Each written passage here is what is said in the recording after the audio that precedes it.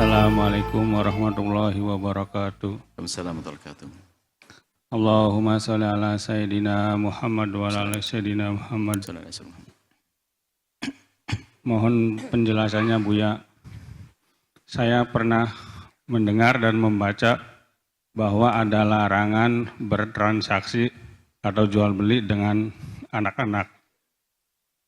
Bagaimana hukumnya kalau berjualan yang konsumennya anak-anak Buya? Sudah cukup. Masya Allah. Betul, di dalam ini bahasan fikih kita, di dalam kita, madhab kita Imam Syafi'i radhiyallahu ta'ala anhu, tidak sah transaksinya seorang dewasa kayak kita dengan anak-anak kecil yang belum tamyiz. Tamyiz itu kurang lebih dibatasi dengan sederhana dengan 2 syarat. Umur 7 tahun, hijriyah, mampu makan sendiri, kemudian bisa membedakan kiri dan kanan, bisa membedakan antara api dengan roti, bisa mohon maaf beristinja sendiri, kurang lebihnya begitu, mandiri. Maka kalau sudah tamyiz itu diperkenankan, biarpun di sana masih ada khilaf dalam hal ini. Jadi dalam mazhab Imam Syafi'i, anak-anak kecil tidak diperkenankan untuk transaksi jual beli. Nanti jika terjadi apa-apa, itu yang disalahkan yang gede. Disalahkan yang gede. Jadi begini, jika ternyata yang gede tertipu, jawabannya salahmu sendiri, ngapain kamu urusan dengan anak kecil. Kalau anak kecil yang tertipu, wajib dikembalikan, karena demi kemaslahatan anak kecil. Jadi kalau Anda transaksi dengan anak kecil, kalau ternyata Anda tertipu, salahmu sendiri. Karena sepertinya kamu tidak boleh, Anda tidak boleh. Tapi kalau ternyata anak kecil yang tertipu, wajib dikembalikan. Karena supaya tidak ada ajang kezaliman kepada anak yang kecil. Termasuk anak kecil nanti namanya qasir. Orang yang akalnya tidak sempurna, idiot dan lain sebagainya. Itu semuanya untuk kemaslahatan. Memang seperti itu. Untuk kemaslahatan. Kemudian nanti ada peluang anak kecil yang sudah diizinkan oleh orang tua, tamyiz. Diizinkan oleh orang tua. Atau mungkin pada akhirnya anak kecil hanya mengambil saja. Orang tuanya sudah ridho beli ke sana dan sebagainya. Tapi dalam bahasa transaksi yang semacam itu, anak-anak kecil itu, memang ini perlu ditegakkan yang ini supaya tidak ada, mohon maaf, tidak ada kezaliman. Coba anak kecil, duit 100.000, kan satu. Ini yang tak tuker, banyak nih, 5.006 jumlahnya. Banyakan ini, ayo. Bisa jadi kan begitu. Ini 100.000, anak kecil belum tahu 3 tahun. Diganti 6 bir kayak kipas, 5.006. Wah, seneng. Memang seperti itu hendaknya anak kecil dijaga. Nah, kemudian kalau jika terjadi yang demikian, ini bahas para ulama yang sudah terjadi, ibu-ibu dan sebagainya, hal-hal yang sepele, muhakkarat, bukan transaksi gede dan sebagainya, maka menjadi dimaafkan. Akan tapi jika terjadi apa-apa, yang kalah, yang gede dikalahkan. Jadi, maka ya harus waspada, ya jangan bohong yang gede, bohongin anak kecil. Seperti itu adalah pembahasan para ulama. Jadi kalau kita cermati yang demikian ini, tujuannya adalah untuk kemaslahatan.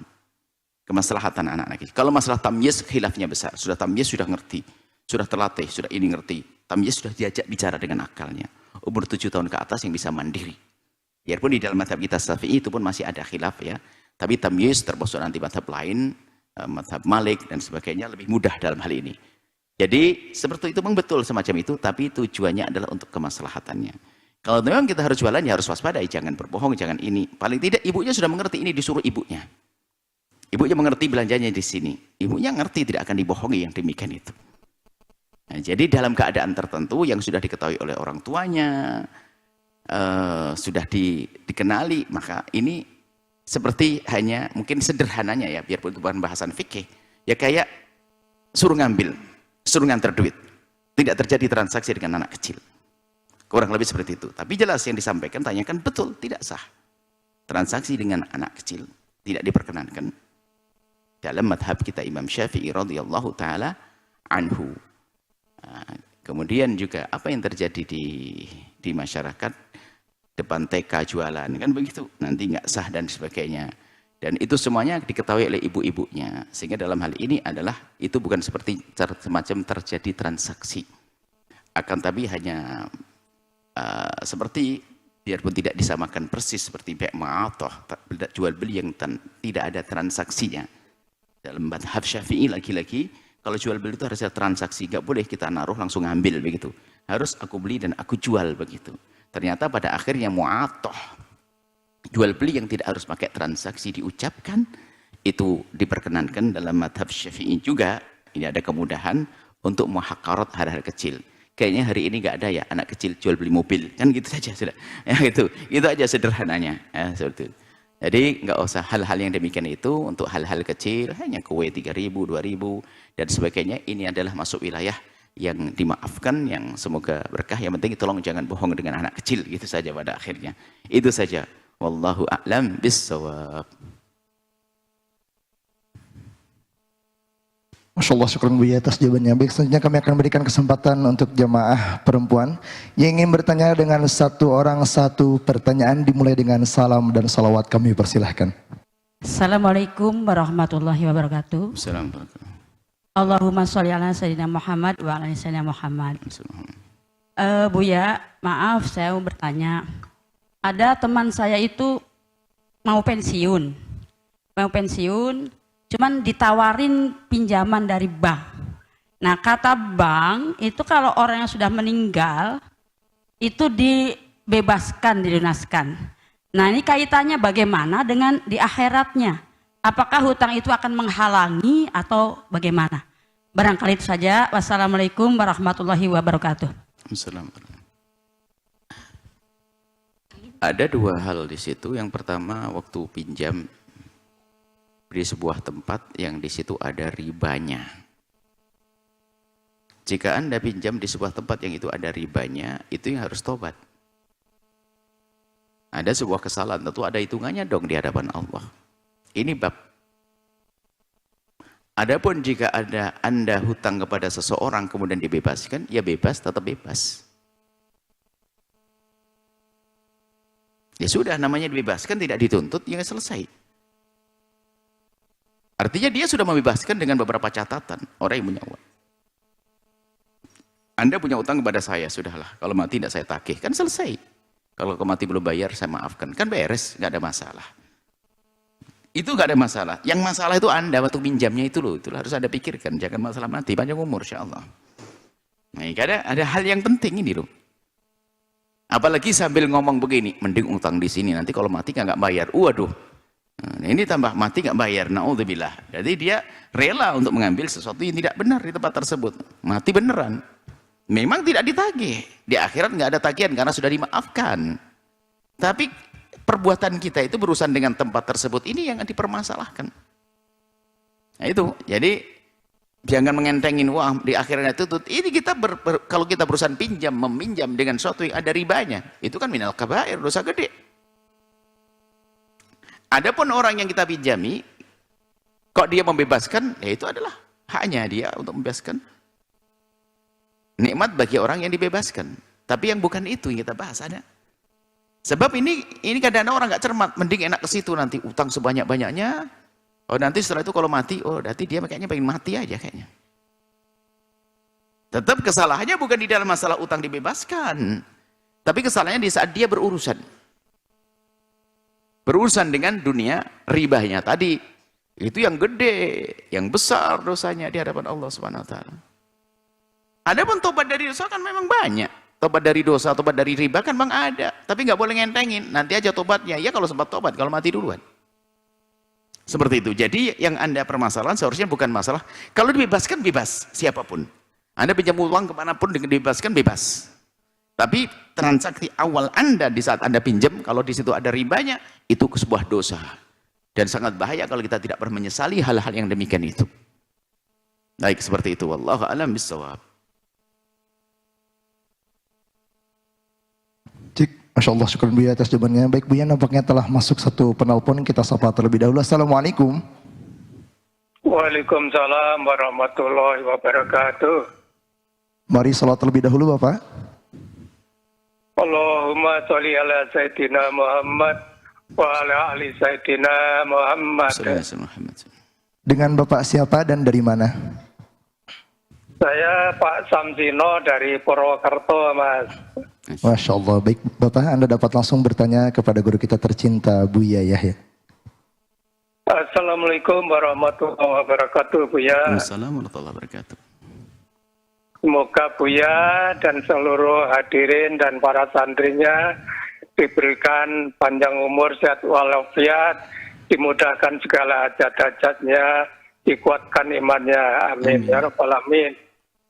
Buya, saya mau tanya mengenai masalah dam penyembelihan kambing di dalam ibadah haji, Buya. Rata-rata di jamaah haji Indonesia itu di sana suruh menyembelih dam berupa kambing, Buya. Nah, itu apakah itu suatu yang wajib atau sunnah? Kemudian kalau di sana tuh tidak bisa menyembelih kambing karena mungkin tidak ada biaya atau tidak tahu caranya, jalannya, kemudian bagaimana Buya sebagai penggantinya? Dan kalau itu tidak kita lakukan, apakah itu hajinya tuh tetap sah atau bagaimana Buya gitu? Terima kasih atas jawabannya. Kalau ada kekurangan kesalahan, saya mohon maaf. Assalamualaikum warahmatullahi wabarakatuh. Waalaikumsalam warahmatullahi wabarakatuh. Dam itu sebabnya banyak. Dam itu sebabnya banyak. Nyembelih kambing sebabnya banyak.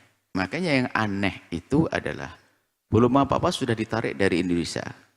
Suruh-suruh nyembelih kambing nggak jelas sebabnya apa. Kan aneh. Ini belum apa-apa sudah diminta, tidak jelas hajinya apa. Nah, kecuali memang sudah jelas misalnya ibu bapak, ibu nanti hajinya pakai tamattu. Jadi kalau haji tamattu memang nanti kena dam tamattu, nyembelih kambing. Atau kiron kena dam nyembelih kambing. Ifrat enggak. Ifrat hajinya orang fakir. Saya kan dulu haji ifrat. Haji dulu baru nanti setelah selesai haji umrahnya dekat. Nah, nggak pakai tambahan, ini memang haji fakir namanya. Kita dulu hajinya pakai haji ifrat. Haji ifrat itu adalah berangkat langsung haji, nggak pakai umroh dulu. Langsung haji, selesai haji, nunggu, kemudian selesai langsung umroh. Nah itu nggak pakai sembelihan.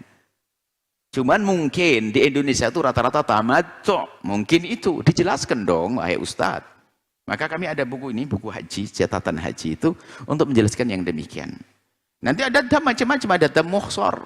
Mungkin seorang wanita yang nggak bisa menyelesaikan tawafnya karena haid, maka dia tetap tahallul muhsor, nyembelih satu kambing, pergi, selesai. Atau yang lainnya ada. Jadi dam itu adalah karena sesuatu pelanggaran yang dilakukan. Kalau dam tamattu itu karena dia tidak mikot di tempatnya. Nah, tidak mikot di tempatnya, maka mengambil mikotnya, ini mikotnya adalah dam tamattu, jadi mikotnya mikot umroh dulu, habis itu hajinya di tempat itu, kemudian dia kena, namanya dam tamattu. Kiron juga ada. Jadi ada sebab-sebab dam itu. Jadi harus jelaskan dong. Kalau tidak jelaskan haram dong. Ada orang mungkin nggak wajib bayar dam. Terus duitnya kemana misalnya? Jadi perlu penjelasan ibu. Lah bagi yang tidak bisa bayar dam, dam itu bisa diganti loh itu dengan puasa 10 hari sab'atun fil haji. Selebihnya adalah kalau pulang. Thalathatu fil hajj wa sab'atun raja'atum, 3 di waktu haji, 7 waktu pulang, ada. Kemudian ini ada, jadi bisa diganti. Nah kalau ternyata nanti ini nggak punya, ya dalam tanggungannya dong. Hajinya tetap sah, mohon maaf. Bicara haji. Cuma nanti ada beberapa hal gimana cara menyelesaikan dam tersebut. Beda antara orang yang mampu dan tidak mampu. Yang mampu bayar. Yang nggak mampu puasa. Ada caranya. Puasa sebagian di sana, sebagian di rumah. Nggak bisa semuanya tetap puasa di rumah. Nah, seperti itu. Jadi dilihat sebabnya. Penanya yang dimuliakan oleh Allah. Dan ini kami himbau kepada pembimbing nanti. Khususnya travel ini harus jelaskan dong. Kalau ditarik dam apa itu? Dan memang ditarik duluan itu lebih enak. Tapi nanti dikembalikan kalau tidak kepake. Sebab namanya orang nggak ngerti. Kadang-kadang melanggar sesuatu yang tidak disadari. Tapi tetap harus kena sesuatu. Ada Anda nggak sadar dia pakai baju, minyak wangi segala macam, itu juga kena. Cuman itu kan bisa milih antara dia nyembelih kambing atau dia puasa 3 hari atau memberikan makan 3 sok, itu kan beda-beda, ada pilihan. Nah, seperti itu. Kalau tamattu tadi nyembelih kambing, itu kalau mampu. Kalau tidak nanti yang lainnya ada diganti dengan puasa dan seterusnya. Jadi dilihat dulu sebabnya. Adapun masalah keabsahan hajinya tetap sah. Cuman dia masih punya tanggungan sampai kapanpun sebelum dibayar dam tersebut. Itu saja, wallahu a'lam bishawab. Ini bukunya. Buku haji ini bisa dibuka-buka. Yang pengen naik haji baca aja nanti. Yang pengen umroh. Baik. Masya Allah, syukur Buya atas jawabannya. Baik Buya, nampaknya telah masuk satu penelpon lagi. Kita sapa terlebih dahulu. Assalamualaikum. Waalaikumsalam warahmatullahi wabarakatuh. Mari salawatullah terlebih dahulu Bapak. Allahumma sholli wa sallim wa barik ala Muhammad wa ala ali Muhammad. Allahumma sholli. Dengan siapa dan dari mana? Ini dari Mbak Allah di Pekalongan. Masya Allah. Baik, Anda dapat langsung bertanya kepada guru kita tercinta Buya Yahya. Ya, assalamualaikum Buya. Assalamualaikum warahmatullahi wabarakatuh. Di dalam Al-Quran itu ada ayat yang sangat masyhur yang berbunyi a'udzubillahi minasyaitonirrajim innal ladzina qalu rabbunallahu tsumma istaqamu tatanazzalu 'alaihimul malaikah ila akhiril ayah, yang artinya kurang lebih sesungguhnya orang-orang yang mengucapkan Tuhan kami adalah Allah kemudian istiqomah berpegang teguh dengan agama, maka hidupnya akan tenang, tidak akan merasa sedih dan khawatir. Sementara dalam hadis Nabi bersabda bahwa orang yang memegang agama dengan teguh laksana menggenggam bara api. Pertanyaannya, bagaimana bisa orang yang hidupnya seperti menggenggam bara api tidak merasa sedih dan khawatir? Satu lagi bisa Bu ya? Oke, Masya Allah. Jelas. Baik. Baik. Ya, Yang satu. Baik ya, Oh lanjut. ya, cukup ya. Cukup, sudah paham, sudah. Yang satu soal wudhu. Baik. Apakah sah wudhu hanya dengan menyemprotkan ke wajah, tangan dan kaki, Baik. atau hanya menenggelamkan atau menyelupkan wajah, tangan dan kaki tanpa mengusap-usap? Itu sah apa tidak? Terima kasih. Baik, Masya Allah. Kami jawab pembahasan fikihnya dulu karena lebih ringan. Bahwa berwudu dengan menyemprot tidak, karena semprot bukan basuhan. Jadi harus, namanya membasuh itu harus terbukti, tapi semprotan yang terus menerus diletakkan di telapak lalu terjadi genangan, maka boleh dipakai wudu. Makanya termasuk kalau kita bicara fikih yang paling dasar itu dalam kitab Fathul Qorib, kan diantaranya alat untuk berwudu itu kan air. Air itu diantar barat, embun. Embun pakai wudu nggak bisa waktu embun masih berterbangan, tapi kalau embun sudah tertampung oleh daun keladi atau apa menggenang begitu baru dipakai wudu. Es waktu jadi batu nggak bisa karena masih membatu, ditunggu cair dulu, kayak gitu. Sehingga untuk membuktikan makna basuhan itu harus terjadi genangan. Menggenang biarpun hanya di tangan begini bisa digunakan untuk basuh begini. Tinggal setelah itu jangan dilepas, tinggal diratakan setelah dibasuh. Nah, kemudian ini yang pertama harus ada tren. Mungkin kalau kita semprot di tangan terus air ya, air suci mensucikan sampai terjadi genangan, boleh baru setelah itu dibasuh. Membasuh wajah, tangan. Adapun kepala bisa diusap saja. Cukup dikasih bebasahan di tangan, kemudian diusap sah kalau kepala. Kemudian apa tadi? Mencelup tok di dalam madhab kita Imam Syafi'i, menggosok tidak menjadi sebuah kewajiban, tapi sunnah. Asalkan Anda menduga tangan yang Anda celupkan ke air itu, air sudah Anda duga sampai ke kulit Anda, sudah cukup. Kecuali Anda ikut madhab Malik yang mengatakan ad-dalq atau menggosok adalah wajib. Jadi Kalau ada ibu, kan sebagian yang males, cukup keran diginikan ya, nggak digosok tangannya diginikan. Apalagi mau bungkuk susah, kakinya disodorkan, keran ngalir, sah sudah. Asalkan Anda menduga air sudah sampai ke seluruh bagian yang harus dibasuh. Sebab dalam madhab kita, Imam Syafi'i menggosok itu sunnah. Dan menggosok akan wajib kalau kita menduga air tidak akan sampai jika tidak digosok. Jika Anda sudah menduga dengan tanpa digosok sampai, sudah sah. Nah, diguyur tok, dicelupkan tok, sudah sah. Tapi sunnahnya digosok. Keluar dari khilafnya madhab Imam Malik. Adapun firman Allah, innalladzina qalu rabbuna Allah tsumma istaqamu tatanazzalu alaihim malaikatu alla takhafu wa la tahzanu wa abshiru bil jannati. Ini kan kisah orang beriman. Orang beriman kemudian senantiasa istiqomah dengan keimanannya, akan turun keindahan kepadanya. Malaikat ini, Allah ini, innalladzina qalu rabbuna Allah, maksudnya orang-orang beriman yang meyakini Tuhannya adalah Allah, lalu dia istiqomah dengan apa yang disebutkan oleh lesannya, diyakini oleh hatinya sampai mati, sampai selesai kisah hidupnya, alias husnul khotimah. Ini kisahnya, bukan kisah hidup di dunia. Sudah sampai. Istiqomah itu nggak boleh istiqomah separuh hidup masuk kafir, nggak istiqomah itu. Istiqomah itu sampai mati di sini. Terus dia dengan berpegang kepada keyakinannya. Bukan separuh hidupnya beriman, separuhnya tidak. Enggak, istiqomah. Tatanazzalu alaihimul malaikatu, nanti akan ada datang malaikat memberikan kabar gembira dengan keistiqomahnya sampai husnul khotimah, kabar gembira. Alla takhafu wa la tahzanu. Jangan takut. Memang tidak ada satu orang beriman. Wala tahzanu, enggak ada gelisah. Dan kemudian di dalam absyiru bil jannati lati kuntum tu'adun, diberi kabar gembira akan surga yang telah dijanjikan dengan keimanannya tadi.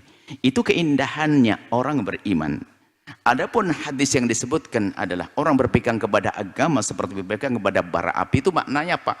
Berat hari ini. Dalam riwayat banyak termasuk masalah seperti orang yang memegang alal jamroh, alal bara api. Seperti juga dalam hadis diriwayatkan oleh dari baginda, bada'ad-dinu ghariban sayaudu ghariban kama bada'a. Agama itu mula-mula datang dari dianggap asing, nanti saya utuh ghariban, sehingga nanti akan kembali asing. Kalau orang berpegang pada agama disamakan aneh, orang zaman sekarang kok pakai gituan, zaman ini modern kok masih pakai gituan. Jadi nanti orang beragama itu menjadi bahan ejekan, direndahkan. Maka tubalil ghuraba, maka beruntunglah orang-orang yang berpegang. Itu berat. Bagaimana tidak, mohon maaf, orang sudah tergeteng, orang sudah menjadi kebawa arus budaya yang tidak baik, berpegang pada agama, istiqomah dengan akhlak, wanita menjaga kemuliaannya, berat seperti pegang pada bara. Maksudnya seperti itu, bukan berarti hidupnya susah. Dia laksana berpegang kepada bara, berat godaannya itu loh. Godaannya tuh berat. Saya mulai bisnis saja mau jauh dari riba tuh setengah mati susahnya. Dikit-dikit tawaran, dikit-dikit tawaran riba.